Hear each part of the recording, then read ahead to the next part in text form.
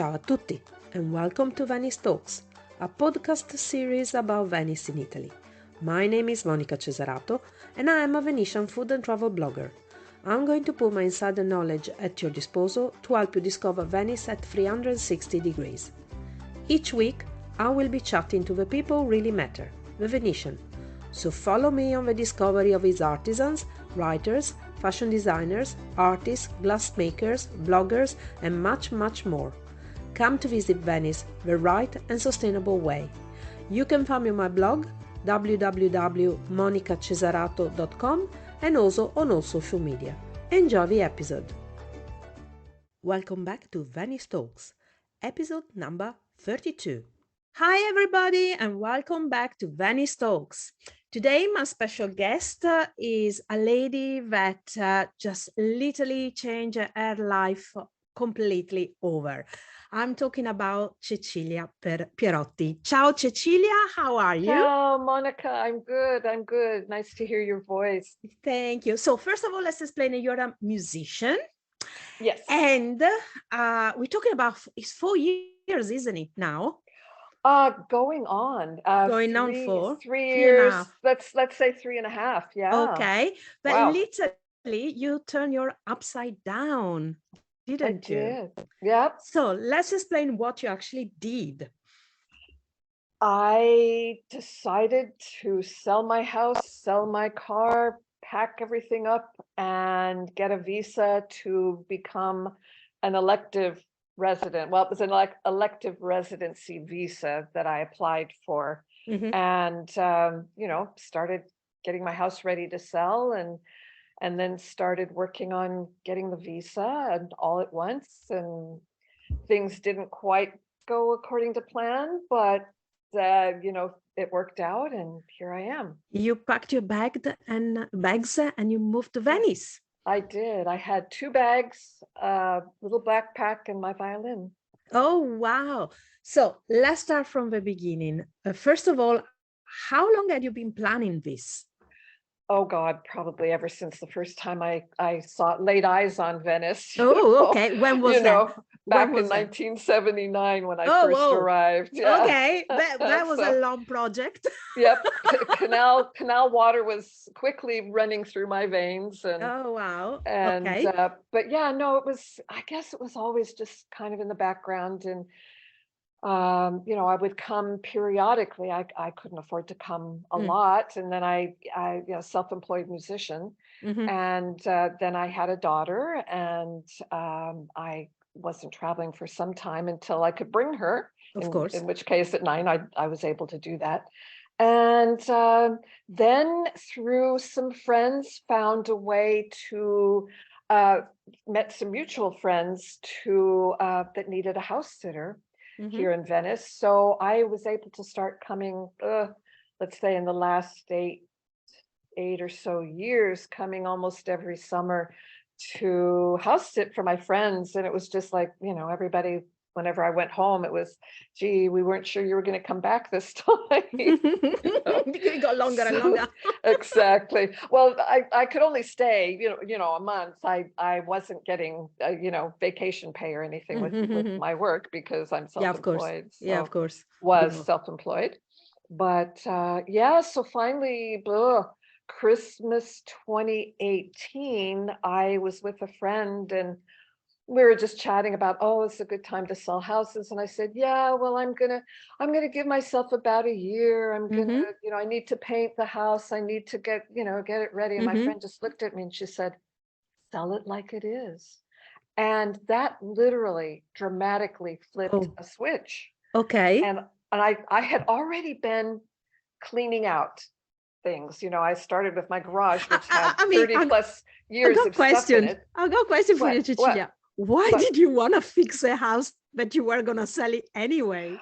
Well, it was old. It could use a paint job. It was, but she was absolutely right, because they've, of course, repainted it bright blue now. So, but not only that, when you buy a house, you completely redo it anyway from the beginning. So, well, the people that would have come after you would have done that anyway.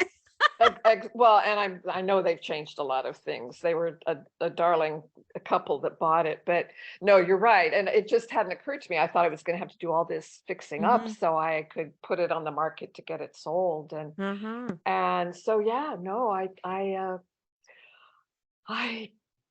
just kind of got everything in motion. I had a good friend would come every Tuesday in the morning to help me pack things up because she was such an expert at it. And she was also my voice of reason. Are you sure you want to keep that? Oh yeah, the usual story. Well, also because you obviously couldn't bring much over, so you had to store the rest, didn't you? There is a storage that has my name on it in Vallejo, California. Yes. Will that stuff eventually ever make it to Italy? It would be nice.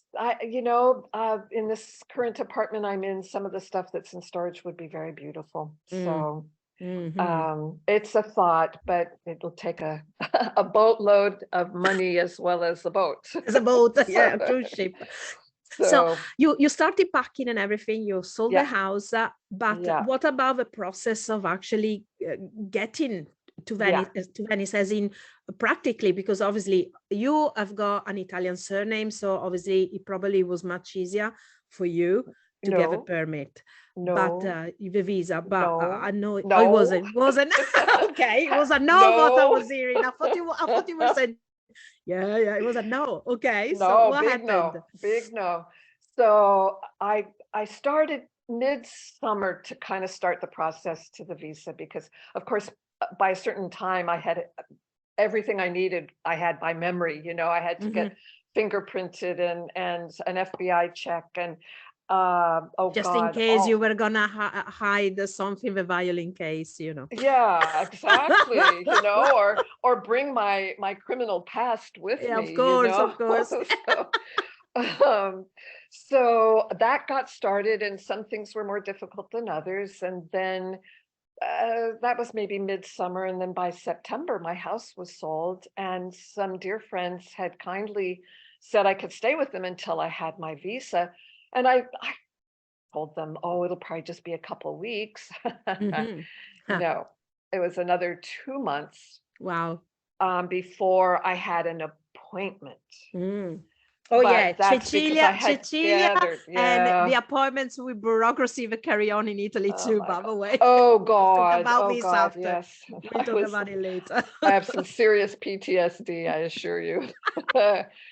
But yeah, so I ended up staying with these lovely friends for 2 months, and I had a room in the corner of their house with my own bathroom, and I tried to make myself as scarce as possible. No, we had a great time. It was really lovely, but I was trying to get these appointments. I finally got my appointment, but for the elective residency visa is the most difficult to get, because you have to prove that you are financially independent. Of course, because otherwise, completely understandable. You cannot work in Italy, of course, because cannot work. Exactly.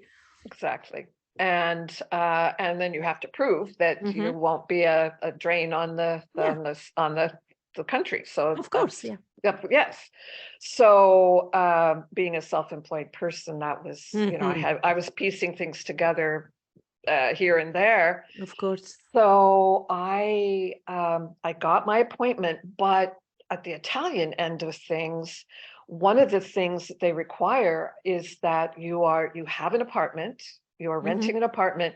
It has to be a registered apartment, and you have to show not just a copy of the contract, but the actual contract. Of course. So I had to get from the company that was representing the landlord at the time, the contract from them. Yeah. And of course they sent it, express post, but not like DHL or anything. Of course, because of the costs as all. Exactly. Yeah.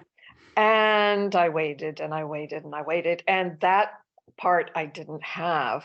So I spent the night in San Francisco with some friends and went to my appointment just thinking, well, I'll have it and I can send it to you.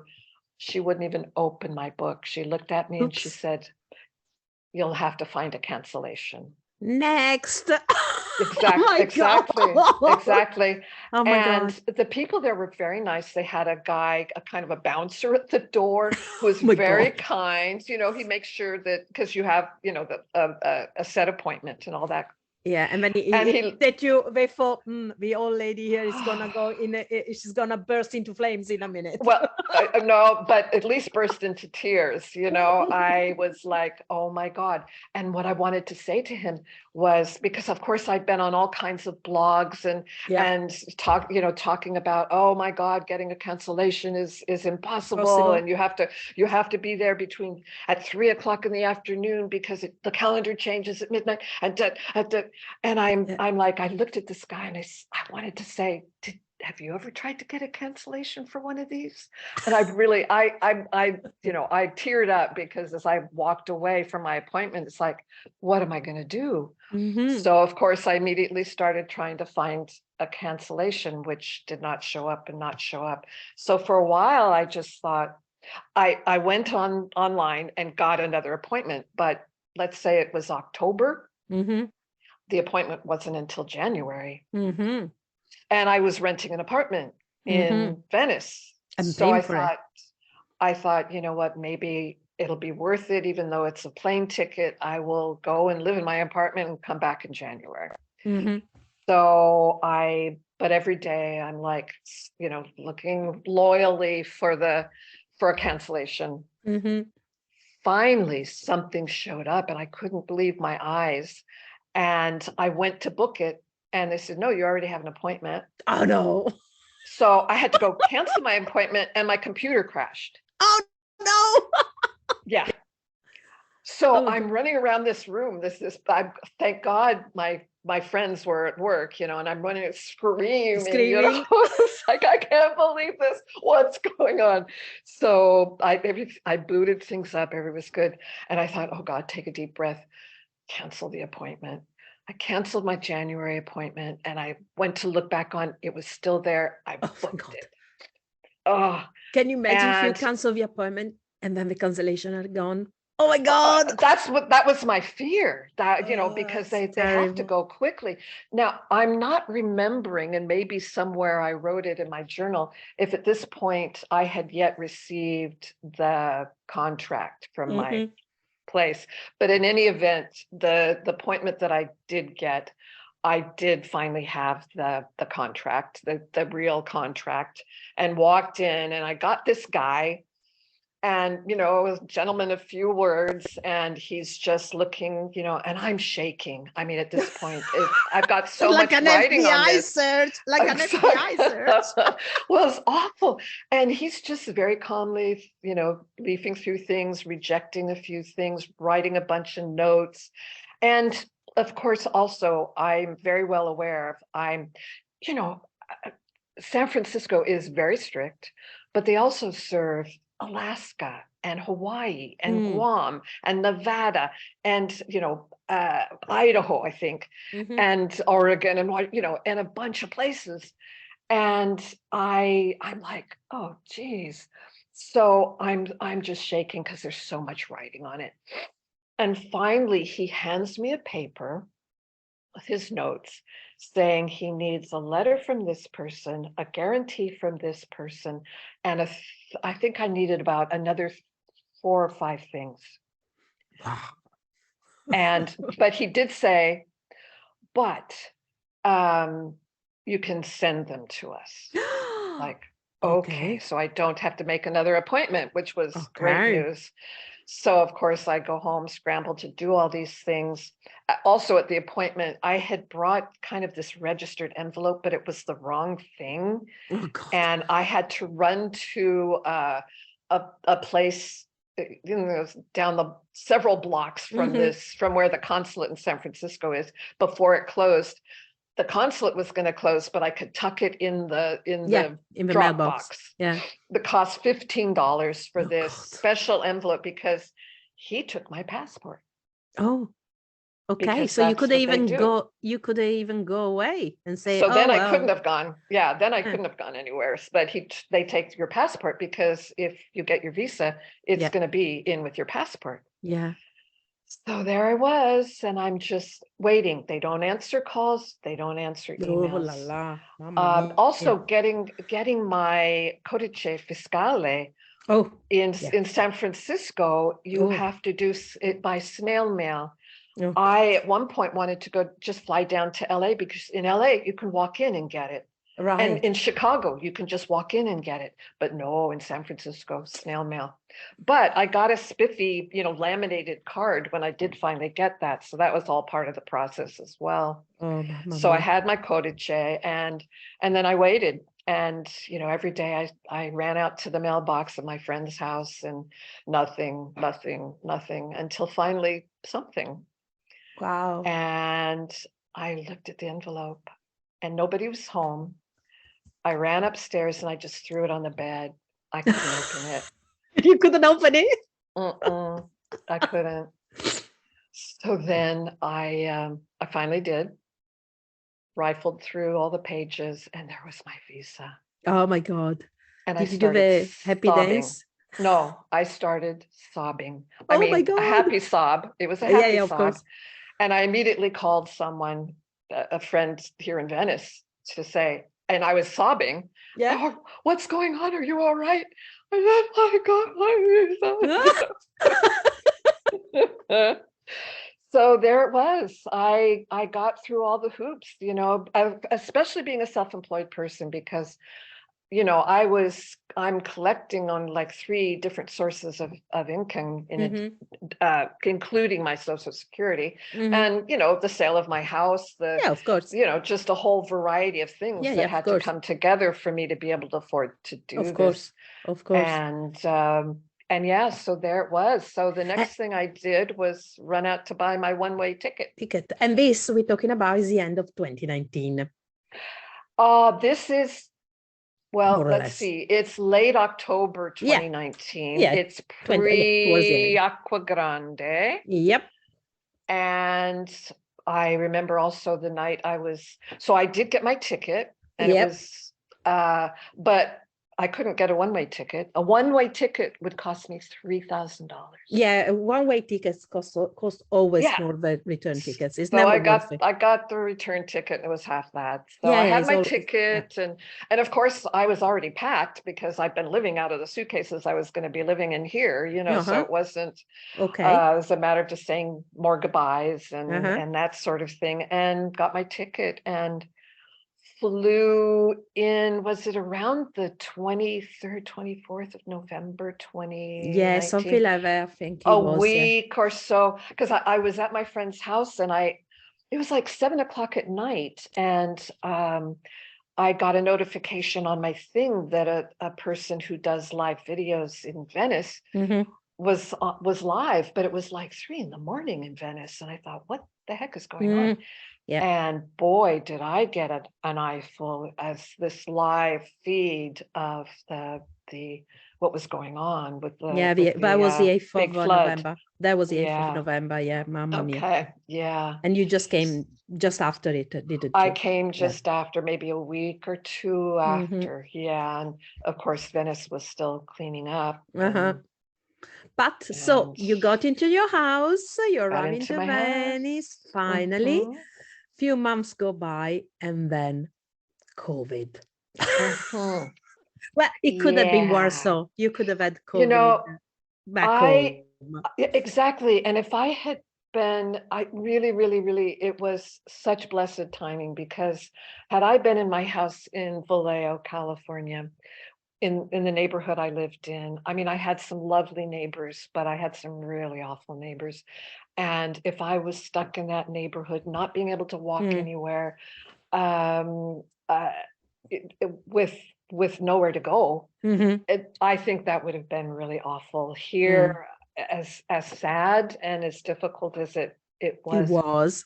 it was beautiful, and I could walk out my door with my Corello and, Yeah. do my grocery shopping, stand in line with everybody else, because it was very strict, as I know you remember Mm-hmm. Oh, yeah. I well. remember, I And then remember. not being able to, walk far from the house. But for me, where I was, everything was far. So I had to walk far to go to the grocery store. Mm-hmm. But yeah, so But at the same time, you actually are one of the few people in Venice. I mean, the people that live in Venice are the only one that experience that, but experience the city totally empty. it was amazing. It must have been. I It mean, was amazing. I know I was walking with you just after they let us come in again, but Mm-hmm.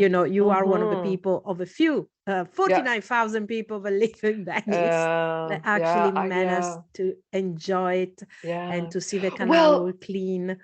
and also just landing, as soon as I arrived, within 8 days, I had to apply for the permesso. Oh yeah. And then you had, wonderfully helped me with my banking issues, and That you that was need a whole other that you need thing. yeah, that's all experience. I mean, But you were, boy, you were there, and then the permesso, because I mean, so yeah, you for people that are thinking of coming over, this is something that that's why I wanted you to speak, because mhm. people always have this idea. Oh yeah, I'll move to Italy. It's my dream. I just move there, and life will be absolutely just every day a dream. Yeah, That's yeah. not true. Italy is a hard country. It's Mhm, not an easy country. I mean, it's mhm. okay, I think, if you accept that it is not America. Okay. Exactly, exactly. It's true. Food is good. People are Yes. pretty nice. The locations is Mhm. the weather is beautiful. But we Yes. do have a lot of bureaucracy and a lot of disorganization. Yeah, And you need to come yeah. over with a lot of patience, right? Patience, and I think Resilience. you really have to want it. Yes, You really, exactly. and at my age, when I did it, I was 69. It was now or never. And I was, and to be honest, even despite everything, I have no regrets. I still have no regrets. I still am every day feel lucky. But yes, I have a friend who asked me one time, well, when can you say that you live in Venice? Like you've been here for a month and I just looked her in the eye and I said, you can say you live in Venice when you have to deal with the bureaucracy. Yes, yes. And not just deal with it, win. Uh, well, and you know Win what? And it. I think, when I arrived, I was pretty tightly wound from my whole experience. Of course. And then landing and having to then I mean, to get the permesso, you have to provide all the same things that you provided for Yeah. the visa. And I'm Yeah. thinking, Yeah. well, okay, but why can't you I got my visa, here's my Yeah. visa, where's my permesso? No, it doesn't work that way. It's two different And countries. then, and then and of course, then my visa is up in a year. So I have to apply every year. Yes. This last year, Monica, I went, my permesso expires at the end of December. Mm-hmm. I go in October to get the kit at the post office, to fill out the pile of papers, to get an appointment. There were no kits. I know. I I know. got, It's I went to becoming 3 or 4. and in appointments it's getting worse and worse because I mean, I don't know if you know now at the moment, even for Italians, it's impossible to get a passport. They That's have what to I'm wait like hearing. Yeah. 4 or 5 months because there Yes. isn't enough people. They cut down so much on the Uh, staff. So yes. my Yes. suggestion uh, um, uh, is to make the appointment the day that you actually go and collect your permesso. Well, Simple as just a right. year in Well, advance. but you can't, because that's at the questura. You have to. So what happened was I did finally, the kits finally came in. I scrambled to get it. Immediately went back to the post office with all my stuff. And it was probably November-ish. My next appointment is the end of June. Oh, okay. Uh, Is that good? Is it bad? It's then by the time, so I'm walking around with a receipt now. I'll travel Ah, with a you still receipt. don't have it. I Ah, don't have it. okay. It's Got you, got expired. you, got you, Yeah. got you, And got you, got you. because I won't have the appointment till the end of June, Of in course. which case, then in a couple months, I have to reapply. Yes. In Jesus. 2025, I can get a 10-year permesso. Yeah. So my And you better suggestion believe I is, will. you know, the day that you go for your appointment and Yeah. your renewal is Yeah. already book your next appointment. Exactly. Yeah. That's, No, I'll that's go what I pick up a meant. kit. Yeah, Yeah. yeah, I'll yeah, go yeah. pick up a kit Yeah. and start all over again. So Yeah. Not would you waste say time. also, one, apart from having to tune in into Italian bureaucracy and understanding that you cannot fight it, you Right. just got to go Right. with the flow, Exactly. okay, and learn to navigate it. Simple as that. There's no point of getting mad, because Exactly. otherwise you will see Italian going mad everywhere. And if you Exactly. notice, we don't anymore. We just go, No, well, it's true. that's I've the way it learned. is. I've Okay. learned. Would you say Exactly. that also another very important thing for people seriously wanting to move to Italy, okay, is to learn a little bit of a language? Oh, of course. Okay. Yes. How hard Oh, was it? I mean, absolutely. as you say, you didn't start when you were 10. I mean, you No. started before. I know you were learning a little bit before you were coming over. Yes, because I love the language. I Mhm. just was, I loved anything Italian. So of course learning the language was, but I still struggle, but absolutely you want to be able to navigate just daily stuff. So um and I don't consider myself a typical expat that likes to hang out with Mhm. other expats. I mean, I enjoy having a good conversation, a deep conversation where I could, like with Of you course. right now, I can just kind of go blah, Of course, you can because I express can't do anything you that. want. Of course, of Exactly. course. I can't do that in Italian, even yet. But I love my Italian friends and I love doing things and I just value so much of what life here offers. And of Mm. course, learning the language is a big part of that. Absolutely. And would you say also that uh, I don't know how to say. One thing I noticed, for example, that really bugged me when I went to America Mm. recently, is Hmm. that I found that if you're an old person, America is so hard.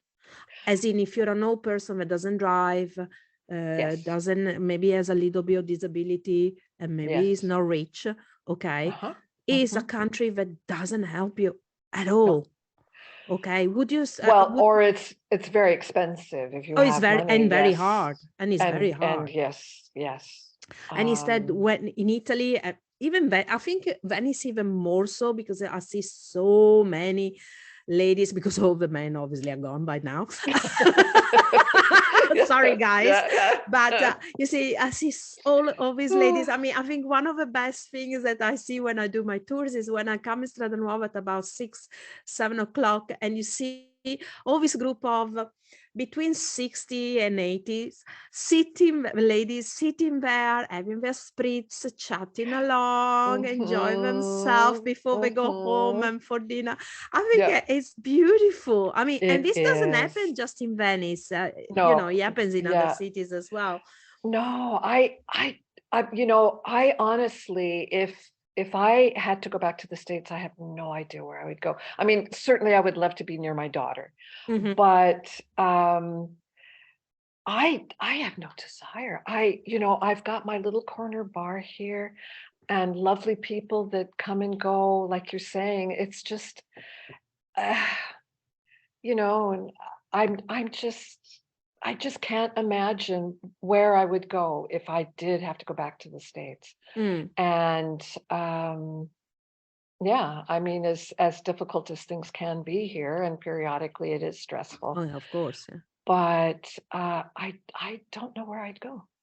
And wouldn't you say that? I mean, Venice is particular anyway, but Yes, yes. the pace is so much slower in Italy. Mm, yeah, yeah. And it I is mean, not, not when just people come on holiday, but literally it right. is slower. Yeah. Yeah. And you do learn to kind of go like initially when I couldn't get a kit last fall, I looked at this person and I said, "What am I supposed to do?" And this person goes, "I don't know." And I'm thinking, Typical Venetian Italian okay, I answer, yeah. guess then I'm not going to worry about it. And I've reached that point where I'm not so tightly wound that I can't accept the fact that Okay, it's out of my hands. Oh, Mhm. okay, I'll go have a spritz now. You know? Becoming an alcoholic. I know, right? So that's the Italian answer to anything that goes wrong. Let's have a drink. Yeah, Yeah, right? it's surprisingly that you don't see so many drunken people around it. No, it's true. Well, I'm still amazed though when I see people starting at 10 in the morning. I'm not there yet. I'm certainly not there. I know. No. Yeah, I know some Italian. Well, no, some Italians. I mean, I couldn't. I mean, depends. If it is an event, I probably can attend as well. If it is food with it, yes, no problem. No, definitely, definitely. But there is the one thing about being in Venice, which is so particular, is that when the crowds have resumed coming, Mm. it's interesting. It kind of heats me up, you know, the way Mhm. they are, the obliviousness. I don't know. And Monica, let me ask you a Yeah, question.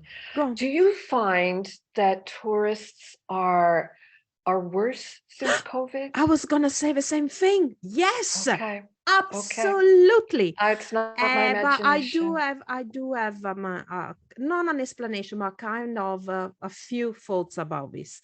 I think Okay. it's because first, well, things have got worse since 2018. Okay, they were Okay. already getting bad. I mean, we Well, were already, the mass of the tourism, yeah, but not yeah. just about the masses, the actual quality. And by quality, I hope nobody gets offended of the people that are listening. I mean, that there are, the other day I was listening to somebody, but there is a difference between a tourist and a traveler. So Mm, the tourist wants to visit a place, a traveler wants to experience a mm. place. Okay. Perfect, So perfect what's happening at the description. moment is for many, many years, and this is from 2017, 2018, we have got less and less and less travelers in Venice and more and more and more Instagram visitors in Venice. Yes. That there are people that they don't Yes. care of their surroundings. They don't care where they are. They come only because it's on the bucket list and you have to tick a box and you have to It's show that you've exactly. been there. It's a So check on the bedpost. Yeah. exactly. So these Yep. people, loads and loads and loads of them, unfortunately, is people that don't do any research before coming into the That city. drives me nuts. No, they come and stay maybe Drives me for nuts. one night if we're lucky. Mm. And they don't want to visit another country. They just want to take a picture and they want that country to be exactly like the country they come from. And Well, I'm not saying, I don't pinpoint it to one nation. It's you're right. everywhere is the Right. same. Okay. Yeah. It's Yeah. just a behavior. Yeah. No, I And agree. unfortunately, the city of Venice is not doing nothing to stop these people because, as you know, for years I've been trying to say we need to educate people. And people don't Well, research. I mean, I was lucky just yesterday. I had a beautiful tour, and I hope they're listening to me because I know they were listening to the podcast in the other episodes. So I know you know who I'm talking about. Okay, I know you know who you are. I had some people with me the other day that said to me that they were on my tour and they've been doing a lot of research. So not only they awesome. listened to the podcast and they read my blog, but they read a lot of other blogs and stuff like that. Excellent. And they booked so many of the restaurants and recommendation of things to do that I talked about. And that made me proud and very happy. Of course, because yeah. I could see them. They came over and they were looking for things and they were happy because they were finding them and they were enjoying Venice. So even though the crowds are here, they didn't mind because they knew what they were looking for. And that's so cool. And they were really, and they are, I'm pretty sure because they're still here, they were really enjoying the city. That's and awesome. I think that is the problem. So the problem is that they go worse. It's not that people have gone worse. It's just that the people that come are different people. They're not the people that used to come to Venice. And, until many years ago, people used to come to Venice for 5-6 days, maybe even for a week. Right. Right. And now it's one. And the city promotes this because numbers is money. Exactly. Okay. But for who knows, well, we because know for who. the ice We know cream for who. vendor. Well, Yeah. but We know. Is the I city, just is money that is tax money that comes in, is money for the taxi drivers, is money for hotels. yeah.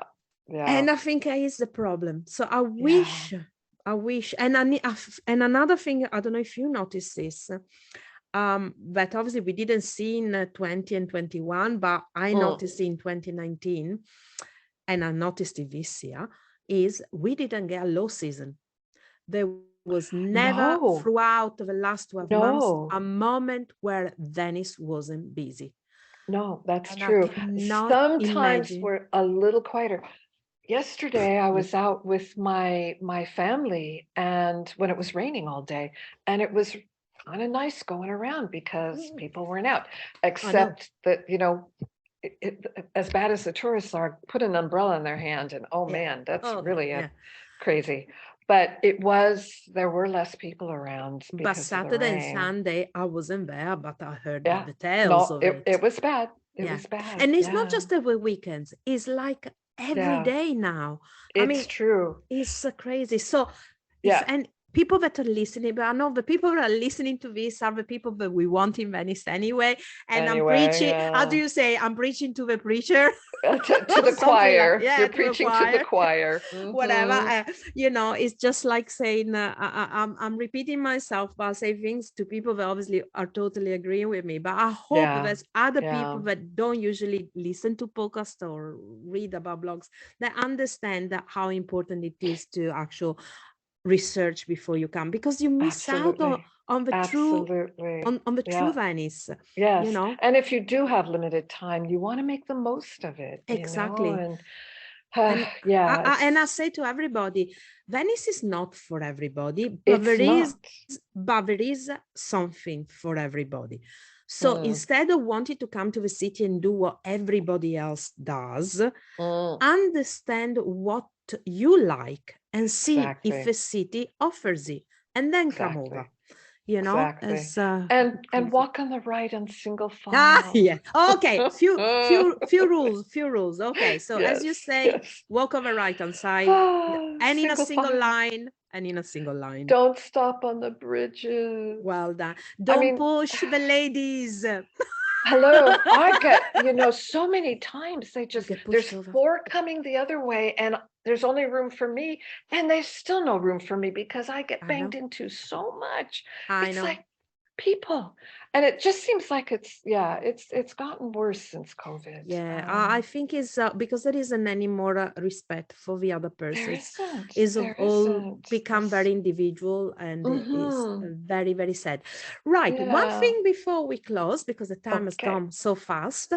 Um, you obviously you cannot work in Venice because obviously you Right. finally retired. You're here not to I work. You're here to enjoy yourself. Okay. exactly, Okay, exactly. but you are volunteering with a beautiful project that I hope Yeah. they will be happy to talk to me soon. I need to ask Liesl. Ooh, cool. Can we talk about very quickly, 2 minutes, Ven about Venice Music Venice Project? Music Project. Yes, it's a group of local musicians, all on authentic Baroque instruments, led by our friend Liesl Odenweller, a soprano, who started the group with another musician 10 years ago. We're celebrating the 10 years of Oh, yeah, so it's a great year to oh, talk to yeah, Liesl if you can definitely. get a hold of her. Oh, Yeah. yep, But definitely. and we've moved into the beautiful Scuola di I Carmine. know you have. Um, it's wonderful. So I fell literally just kind of tripped into uh, starting to present before the concert starts. So I will talk for about 5 minutes before the concert about what they're going to hear. It's Mm-hmm. things that maybe I found in my research that was interesting, and then I just Liesl's husband Frank will introduce me, and I kind of stand there and be my support, but You I feel do the. the heavy lifting, and I spend a fair amount of time during the week researching the Mm-hmm. concerts and the music, because Baroque music hasn't been my wheelhouse. I mean, I've Mm-hmm. played a lot of Baroque music in my day, but it's a very unique, and they do, and of course Liesl would say, their musical archaeology. Yes. They just did a beautiful performance of a piece that hadn't been performed in probably 250 Oh, years. wow. And I like it And because it's not your it's wonderful. typical, all over Venice, they play Nope, concerts, we got not all Monteverdi and Vivaldi all the Vivaldi. Yeah, time. exactly. Not, yeah. Or if you're lucky, maybe you can go down to the Fenice, and if you're very, very, it Sure, costs money and stuff like that. But sure. what they do is so different. It And I is. really like, It is. can I be honest with you? Yeah. I'm very happy that you moved to Scuola Grande di Carmine, because We all are. I think is actually a better suitable location for what Venice Music Project is. Yes, I agree. More in line for what you are. Absolutely. And I think the conventional thinking too has been, by moving to Carmine, we also are going to attract a more Italian audience. I know, and not a more only that, local. I think also it's very great for Scuola dei Carmini, because it's one of the Absolutely. scuole that is usually considered, not so, a lesser, maybe. Yeah, a lesser, even except more. for the Tiepolo. Yeah, but it's not spoken like Scuola Grande di San Rocco Right. or Scuola Grande di San Marco, or Scuola Grande Exactly. San Giovanni Evangelista. So it's very nice that you put the spotlight on that as well, and it's wonderful. And it helps them, I think, maybe opening their mind. So you think if I ask Lisa, she'd probably say yes. I think I so. hope so. I hope so. Okay. Yes, I'm gonna send her. Yeah. Oh, yeah. You talk to her, and I'll send her a message, and then we'll try to convince. Yeah. No, it'd be Okay, great, because it's since they're celebrating their 10th year. I think it's a great timing. It will be nice. Also because they still do it online as well as live. Yes. The Wi-Fi in Carmine is not great, so some of the concerts have been recorded. Okay. But yeah, you can talk to her more about that. But yeah, we haven't been doing the live streams lately. Oh, okay. Well, we can talk about that. Cool. Okay, Cecelia, it was so nice talking to you. And one last question: when are you going to start the blog? Tomorrow. Oh yeah, right. Okay. Tomorrow. We still got to work on the title of that blog. Exactly. And maybe I better get a new computer to that won't go crashing on me. I can help you with that, because I just got my new one. I can help you with that. Okay, excellent. Listen, speak to you soon, and thank you so much. Okay. My pleasure. Take care. Ciao. Thank you again, Cecelia, for the lovely interview. You can find Cecelia on Instagram as Cecelia Pierotti. Thank you again for listening. If you want to book a food tour or a cooking experience with me, you can find me on my blog, www.monicacesarato.com, or at cookingvenice.com, and also on all social medias with the handle at Monica Cesarato and at cookingvenice. Feel free to leave a comment or write to info@monicacesarato.com for more information about the people featured in the podcast or Venice. Bye bye!